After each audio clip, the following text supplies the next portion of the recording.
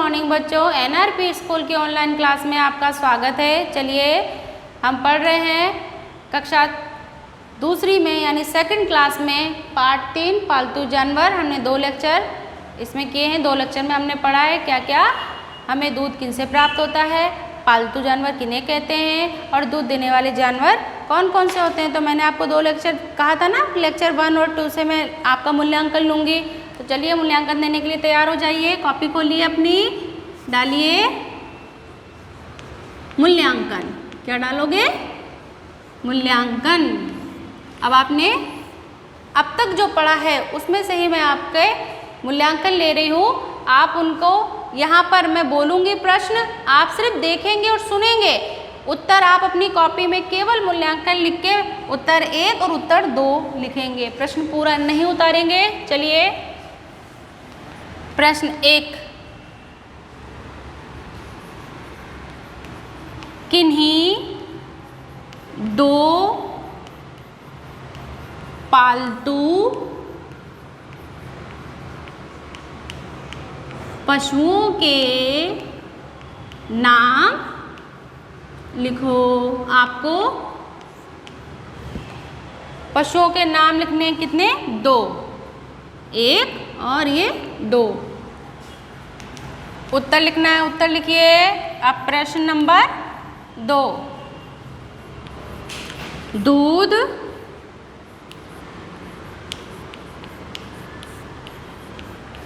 देने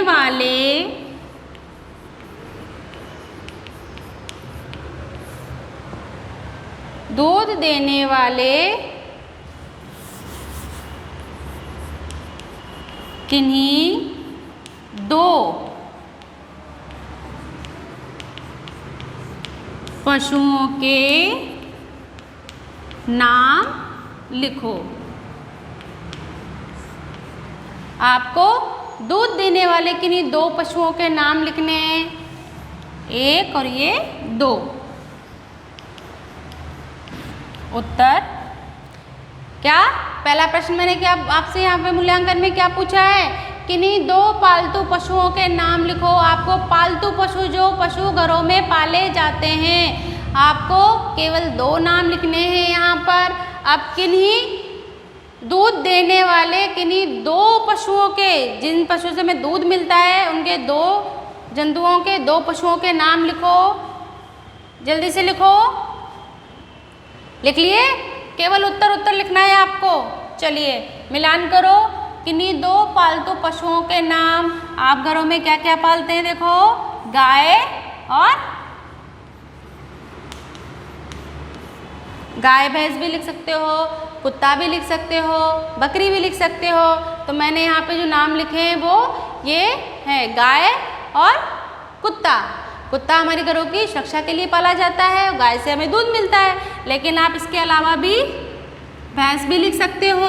अगर भैंस लिखा है तो भी सही है और बकरी लिखा है तो भी सही है। ये 2 भी नाम लिख सकते हो और ये 2 भी नाम लिख सकते हो। तो आपके इनमें कितने नंबर आ गए बच्चों? 2 नंबर।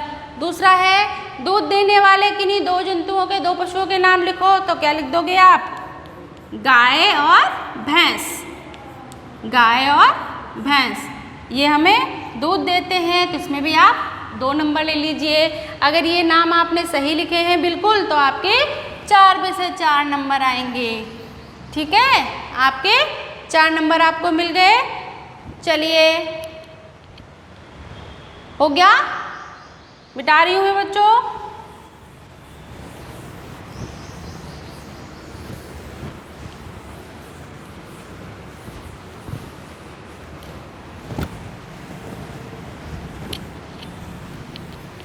चलिए अब हम आगे पढ़ते हैं। आगे क्या करना है हमको? किताब पढ़नी है ना अपनी। चलिए किताब पढ़ते हैं। पहले हमने दूध देने वाले जंतु तक पढ़ लिया था।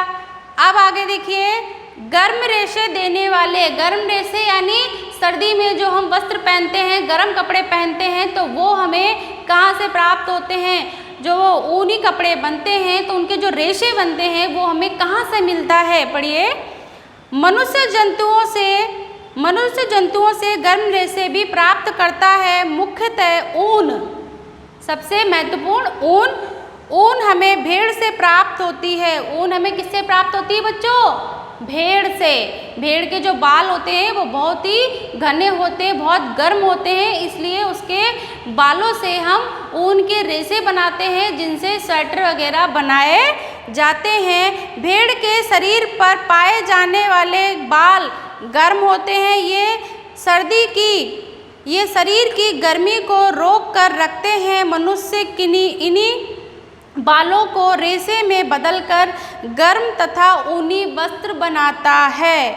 भेड़ से हमें ऊन की प्राप्ति होती है, जिसकी सहायता से ठंड से बचने के लिए कंबल, स्वेटर, टोपी एवं दस्ताने आदि बनाए जाते हैं। सर्दी में पहनते हो ना आप, स्वेटर पहनते हो, जैकेट पहनते हो, टोपा लगाते हो, मुफलर पहनते हो, दस्ताने पहनते हो, तो ये गरम गरम जो वस्त्र बनते हैं, जो गरम कपड़े बनते हैं वो ऊन से बनते हैं। और ऊन हमें किससे प्राप्त होती है बच्चों? भेड़ से। ऊन हमें किससे प्राप्त होती है? भेड़ से। तो जो गर्म रेशे हैं वो हमें भेड़ से उसके बालों से प्राप्त होती है। इसके बालों को रेशे में बदला जाता है, यानी उसके धागे बनाए जाते हैं, ऊन बनाई जाती है, जिससे स्वेटर, मुफलर, शॉल और दस्ताने, टोपी आदि बनाई जाती है। आगे देखिए, कृषि में सहायक जंतु। कृषि यानी खेतीबाड़ी में। कृषि का मतलब क्या होता है? खेतीबाड़ी में। तो खेतीबाड़ी में जो जंतु काम में आते हैं वो है भैंसा तथा बैल। बैल जो है वो हमारे खेत को जोतने और जो कोल्हू वगैरह चलाया जाता है उसको चलाने में उसका उपयोग करते हैं। ये किसान की खेतों में मदद करते हैं। ये पशु खेत जोतने के काम आते हैं। किसान इनका अन्य प्रकार से भी प्रयोग करता है, यानी खेती के अलावा भी प्रयोग करता है। जैसे किसान अपना सामान लाना और ले जाना, लादना, मतलब जो बैल होते हैं या जो भैंसे होते हैं, बैलगाड़ी, भैंसा गाड़ी, उस पे सामान को लाने ले जाने के काम में भी लिया जाता है। बैल का प्रयोग किसमें करते हैं बच्चों? खेत जोतने तथा कोल्हू चलाने में किया जाता है। कोल्हू को चलाकर उससे तेल निकाला जाता है। कोल्हू क्यों चलाया जाता है बच्चों? बैल चलाता है, उसको गोल गोल, आपने देखा होगा गांव में घूमते ऐसे कोल्हू चलाते तो बैल उसके आसपास गोल गोल घूमता है। तो वो कोल्हू किसके लिए क्यों चलाया जाता है? तेल बनाने के लिए, तेल निकालने के लिए कोल्हू चलाया जाता है, जो हमारे दैनिक जीवन में बहुत उपयोगी होता है। सब्जी तथा अचार बनाने में तेल का प्रयोग किया जाता है। तेल का प्रयोग किसमें किया जाता है? सब्जी और अचार बनाने में तेल का उपयोग किया जाता है। हाँ बच्चों, चलो किताब पढ़ ली हमने। अब इससे संबंधित हमारे जो प्रश्न बनते हैं वो हम करेंगे। आपको समझना है और ध्यान से देखना है वीडियो। चलिए, प्रश्न बनता है हमारे कितने प्रश्न हो गए अभी तक? कितने हो गए? 5 हो गए ना। चलिए, प्रश्न नंबर 6। ऊन हमें किससे प्राप्त होती है? ऊन हमें किससे प्राप्त होती है? ऊन किससे प्राप्त होती है बच्चों? बताओ, किससे प्राप्त होती है? भेड़ से। बिल्कुल सही। हमें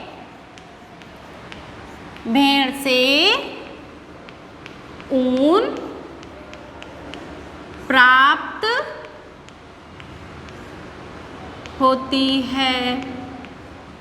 अब ऊन से कौन कौन सी चीज़ें बनाई जाती हैं? ऊन से कौन कौन सी चीज़ें बनाई जाती हैं? भाई भेड़ से तो हमें ऊन प्राप्त हो रही है। अब ऊन से बनता क्या क्या है? मैं यही आपको सिर्फ नाम लिखा रही हूँ।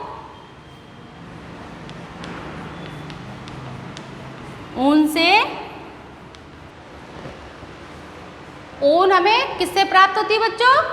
भेड़ से। किससे प्राप्त होती है? भेड़ से प्राप्त होती है। अब बच्चों अपन ने गाय के बारे में पढ़ा, भैंस के बारे में पढ़ा, भेड़ के बारे में पढ़ लिया। अब बताइए बकरी। बकरी भी बहुत हमारे लिए महत्वपूर्ण है ना। बकरी से हमें क्या क्या मिलता है? तो बताइए। प्रश्न दे रही हूँ मैं आपको, आप इसका उत्तर बताना। मैं लिखाऊंगी आप उसका उत्तर। बकरी से हमें क्या प्राप्त होता है।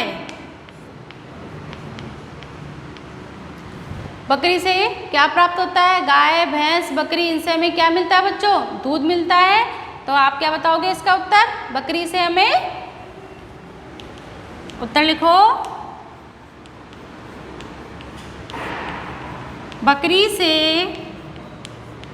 हमें एक तो दूध मिलता है, ठीक है। दूध के अलावा हमको इससे चमड़ा, जब ये बकरी मर जाती है ना बच्चों, तो इसका चमड़ा भी बहुत उपयोगी है। चमड़े को काम में लिया जाता है, उनसे कई चीज़ें बनाई जाती हैं। और इसकी मींगनी जो होती है ना बच्चों, वो भी काम में आती है हमारे पेड़ पौधों के डालने में।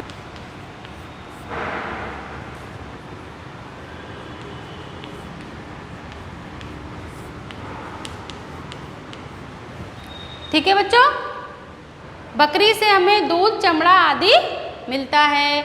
ये हमें बकरी से ये चीज़ें मिलती है। दूध, हमारे बकरी का दूध बहुत ही उपयोगी होता है। अब देखिए बच्चों, जो कृषि यानी खेती में जो काम आते हैं, खेती में काम आने वाले जंतु कौन से होते हैं? पढ़े ना आपने? कृषि, कृषि का मतलब भी खेती होता है बच्चों। मैं लिख देती हूँ ताकि आप समझ जाएं। कृषि में सहायक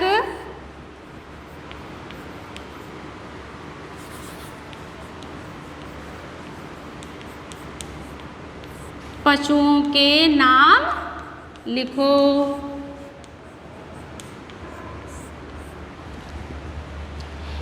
कृषि में यानी खेती में सहायक, जो कृषि में खेती में हमारी सहायता करते हैं जंतु, उनके नाम लिखने हैं आपको। कौन कौन से पढ़े ना आपने?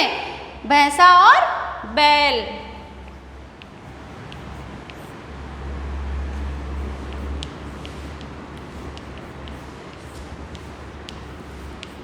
भैंसा तथा बैल, ये हमारे कृषि में सहायता करते हैं, यानी खेती में सहायता करते हैं। तो खेती में सहायक जंतुओं के नाम लिखो। तो आपको ये दो नाम बताने हैं, भैंसा और बैल।